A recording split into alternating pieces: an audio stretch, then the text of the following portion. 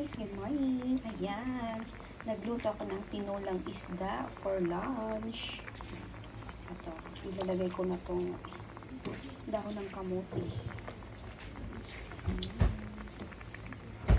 Sarap to guys. May sabaw, sabaw, sabaw.